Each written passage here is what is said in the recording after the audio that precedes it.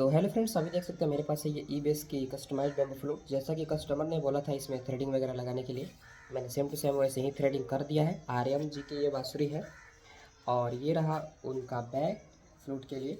इसमें आती है एक हार्ड पाइप, ये देख सकते हैं, जो कि फ्लूट को बहुत ज़्यादा प्रोटेक्शन देगी। ये देख सकते हैं। बाकी मैं आपको इसको बजा के भी दिखा देता हूँ। इसकी कस्टमाइजेशन थोड़ी सी और आप देख लीजिए। यहाँ उन्होंने आर्यन बोला था लिखने के लिए, धूप में थोड़ा अच्छा नहीं दिख रहा है, आप देखिए। और पीछे उन्होंने बोला था कुछ ऐसा लिखने के लिए, तो ये भी आप देख सकते हैं, ये भी आप लिखवा सकते हैं। चलिए मैं बजा के दिखा दूँ कि इसकी टोन वगैरह कैसी है। बाकी आप कॉन्टैक्ट कीजिए मुझसे नीचे दिए गए नंबर पे 8210544770 पे। 100% वेल ट्यून और प्रोफेशनल क्वालिटी फ्लूट्स बाइंग के लिए दीपावली ऑफर में मैंने सिर्फ ये उनको 2000 में दी है। बाकी इसकी प्राइस 2300 है विद कोरियर। बैग का एक्स्ट्रा लगता है, कस्टमाइजेशन का कोई चार्ज नहीं है।